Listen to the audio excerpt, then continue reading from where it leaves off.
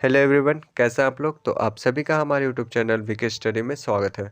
तो गाइज आज का वीडियो आप लोग के लिए काफ़ी ज़्यादा महत्वपूर्ण होने वाला है, क्योंकि आज के वीडियो में मैं डिस्कस करने वाला हूं टाटा ट्रेड अप्रेंटिस 2024 के सिलेबस के बारे में कि आखिर आपके एग्ज़ाम में किस किस सब्जेक्ट से क्वेश्चन पूछा जाता है, कितना कितना क्वेश्चन पूछा जाता है, टोटल कितना मार्क्स का एग्ज़ाम होता है, कितना टाइम दिया जाता है, आपके एग्ज़ाम का पैटर्न क्या होता है, किस किस टॉपिक से क्वेश्चन पूछा जाता है। ये सारा चीज़ मैं इस वीडियो में डिस्कस करने वाला हूँ। तो गाइज अगर आप हमारे चैनल पर नया हैं तो आप चैनल को सब्सक्राइब कर लीजिए, बेल आइकन को भी प्रेस कर लीजिए, ताकि जो भी मैं वीडियो डालूँ उसका नोटिफिकेशन सबसे पहले आपके पास जाए। और अगर आप हमारे टेलीग्राम ग्रुप से नहीं जुड़े हैं तो आप उससे भी जुड़ जाइए, लिंक हमने डिस्क्रिप्शन में दे दिया है। तो चलिए गाइज अब वीडियो को शुरू करते हैं।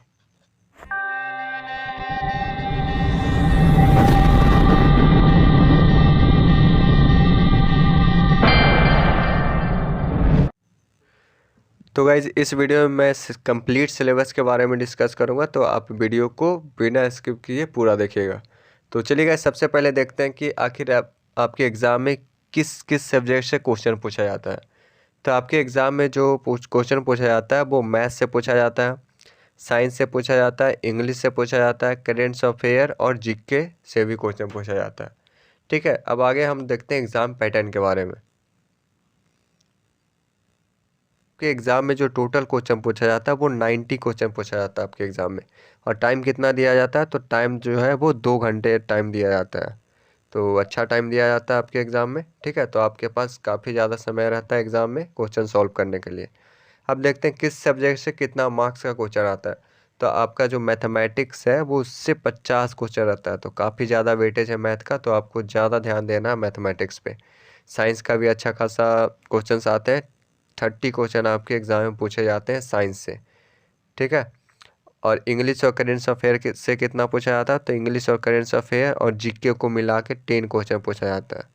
ठीक है, 10 क्वेश्चन पूछा जाता है, बेसिक क्वेश्चन रहता है। ठीक है, तो आपको मेन फोकस करना है आपको साइंस और मैथ पे। ठीक है, यही दो मिलकर आपका 80 मार्क्स का बन जाता है। 80 क्वेश्चन सिर्फ इस दो सब्जेक्ट से पूछे जाते हैं आपके एग्ज़ाम में। तो काफ़ी अच्छा वेटेज रहता है, तो आपको ज़्यादा ध्यान देना रहता है मैथ और साइंस पे। ठीक है, आगे हम लोग देखते हैं कि इसका सिलेबस क्या होता है। मैथ का किस किस चैप्टर से पढ़ना है, साइंस में किस किस चैप्टर से पढ़ना है। ठीक है, तो लास्ट में ये भी देखेंगे कि इंग्लिश में कौन कौन सा चैप्टर, करेंट्स अफेयर में क्या क्या हम लोग को पढ़ के जाना है ताकि एग्ज़ाम में आए। ठीक है, तो अब हम लोग देखते हैं मैथ के सिलेबस के बारे में। तो ये है मैथ का सिलेबस। आपको जो भी क्वेश्चन करना है मैथ में वो 10th लेवल का ही करना है। ठीक है, क्योंकि प्रीवियस 2 ईयर से देखा जाए तो आपका एग्ज़ाम में सिर्फ 10th का ही क्वेश्चन दिया जाता है मैथ का। और जो भी क्वेश्चन रहता है वो थोड़ा कॉन्सेप्चुअल रहता है, तो आपको थोड़ा कॉन्सेप्चुअल क्वेश्चन करके जाना है, पर करना है आपको 10th क्लास का है, 9 10 मिलाकर। ठीक है, तो अब हम लोग देखते हैं कौन कौन चैप्टर आपको करके जाना है। तो सबसे पहले हम पूरा चैप्टर को डिस्कस कर लेते हैं कि किस किस चैप्टर को आपके एग्ज़ाम में पढ़ के जाना है। ठीक है, तो क्वाड्रिक इक्वेशन से आपका क्वेश्चन पूछा जाता है, अर्थमेटिक प्रोग्रेशन, फंक्शन, सर्च, फिर पोलिनोमियल से पूछा जाता है, फैक्टर से रहता है, geometry, decimal, algebra, mensuration, geometry में ही आ जाता है आपका।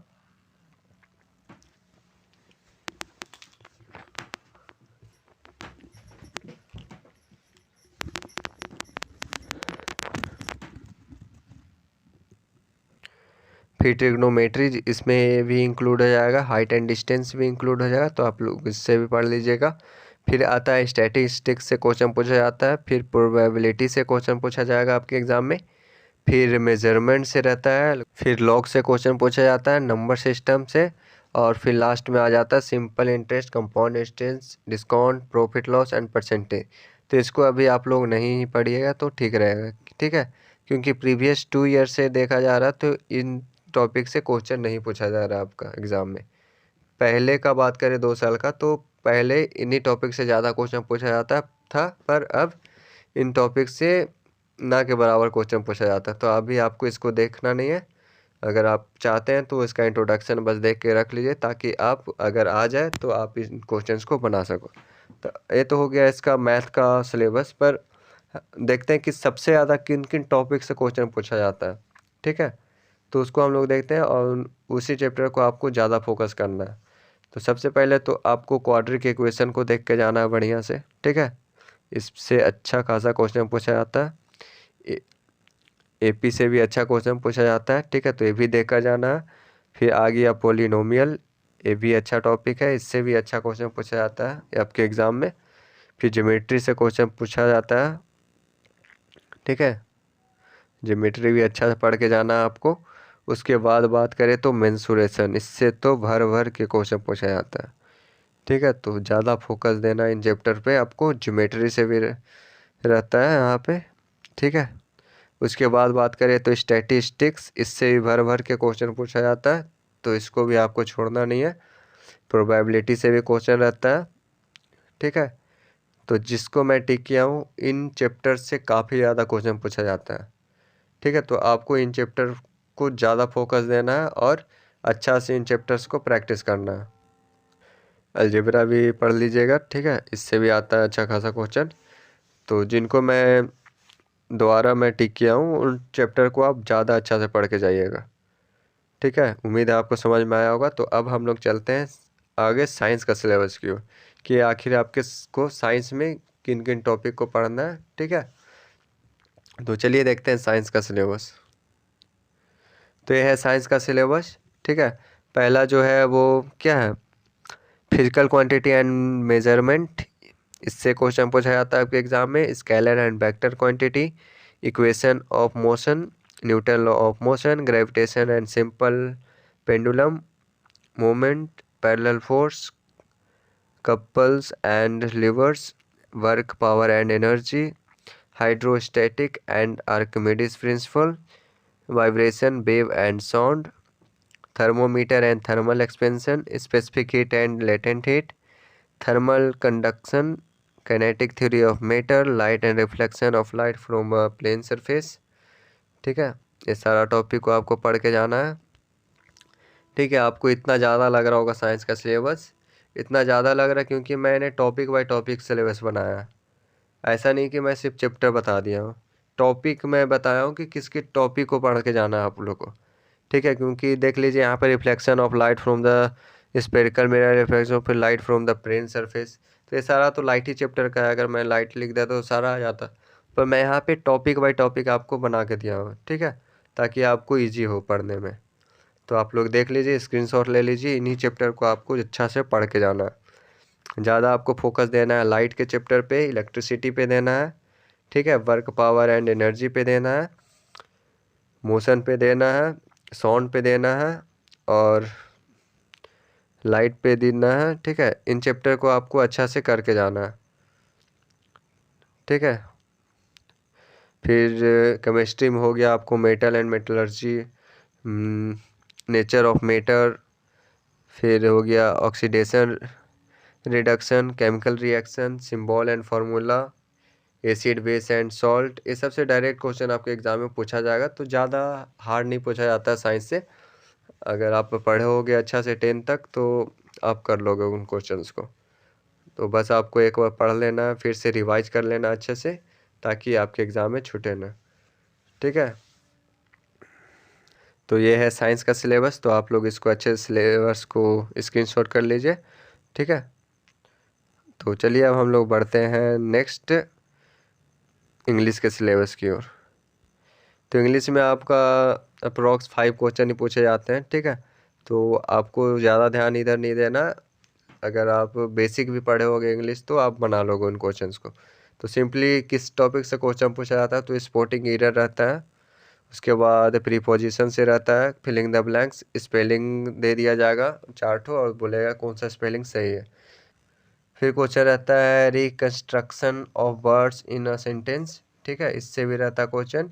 कंप्रहेंशन रहता है, फिर सिनोनिम्स रहेगा, डायरेक्ट सिनोनिम पूछ देगा, या फिर कोई भी सेंटेंस रहेगा उसमें सिनोनिम्स को अंडरलाइन कर देगा, बोलेगा इसका सिनोनिम्स क्या होगा। एंटोनिम्स का भी सेम प्रोसेस है, उसी टाइप का क्वेश्चन पूछा जाता है। फिलिंग द ब्लैंक्स रहेगा, फिर मोस्ट अप्रोप्रिएट वर्ड आपको फिल करना रहेगा, फिर वन वर्ड सब्स्टिट्यूशन रहेगा। मेनली इन्हीं टॉपिक से आपके एग्जाम में क्वेश्चन पूछा जाएगा इंग्लिश से, तो अगर आप पढ़े होगे इंग्लिश का बेसिक भी तो आप उन क्वेश्चन को सॉल्व कर लोगे। ठीक है, तो ये है इंग्लिश का सिलेबस। अब नेक्स्ट हम लोग देखते हैं कि आपको करेंट्स अफेयर और जीके में क्या करना है। तो इसमें सिंपली करेंट्स अफेयर में आपको रिसेंट अपॉइंटमेंट देख के जाना है कि रिसेंट में कौन कौन सा अपॉइंटमेंट हुआ है, किन किन को नियुक्ति दिया गया है नया नया पद पे, जैसे ऊंचा ऊंचा पद पे, जैसे न्यू इलेक्शन कमीशन कौन बने हैं, ऐसा ऐसा क्वेश्चन आपको करके जाना है। फिर अवार्ड की, जिनको अवार्ड मिला रिसेंटली में, उनको देख के जाना है। फोल्क डांस देख लेना है कि कौन सा स्टेट का क्या फोल्क डांस है। फिर कंट्री एंड करेंसी देख के जाना है। हु इज़ हु, कौन क्या बने, ये भी देख के जाना है। रिसेंट रिकॉर्ड देखना है आपको। ठीक है, इंडिया एंड नेबरहुड कंट्री के बारे में देख के जाना है कुछ डेट्स। ठीक है, फिर इम्पोर्टेंट डेट्स देख के जाना है आपको।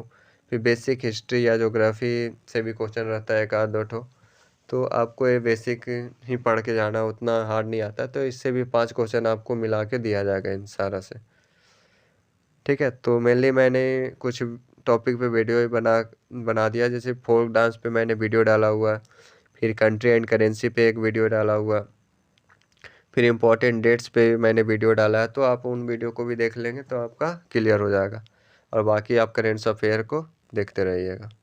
ठीक है, तो ये है अप्रेंटिस का कंप्लीट सिलेबस। ठीक है, तो आप इन सिलेबस को स्क्रीनशॉट मार लीजिए और आप तैयारी शुरू कर दीजिए, क्योंकि अब आप लोग के पास टाइम बहुत कम है। और उम्मीद है कि आप लोगों ने फॉर्म फिलअप कर दिया होगा, क्योंकि फॉर्म का जो लास्ट डेट है 25 ही है। तो आप लोग जल्दी से जाकर फॉर्म को फिलअप कर लीजिए। ठीक है, और तैयारी भी शुरू कर दीजिए, क्योंकि ऐसा मौका बार बार नहीं आता है कि एक साल में ही 2 फॉर्म आपको देखने को मिल जाए, वो भी 2 महीने के अंदर। तो बहुत ही अच्छा अपॉर्चुनिटी आप लोगों के पास। तो जाइए फॉर्म फिलअप कीजिए और तैयारी शुरू कर दीजिए जाकर। तो मैं भी आप लोग के लिए जो भी पॉसिबल होगा मैं वीडियो अपलोड करूँगा, तो आप लोग उससे भी हेल्प ले लीजिएगा, और बाकी खुद से भी आप तैयारी शुरू कर दीजिए। ठीक है, तो उम्मीद है आपको सारा बात समझ में आया होगा। और अगर आप हमारे टेलीग्राम ग्रुप से नहीं जुड़े हैं तो आप उससे भी जुड़ जाइए, लिंक हमने डिस्क्रिप्शन में दे दिया है। तो आई होप आपको वीडियो पसंद आया होगा। अगर आपको वीडियो पसंद आता है तो वीडियो को लाइक करें, चैनल को सब्सक्राइब करें, और अगर आपको कोई भी प्रॉब्लम होता है तो आप हमें कमेंट ज़रूर करें। तो मिलते हैं आपसे नेक्स्ट वीडियो में, तब तक के लिए बाय।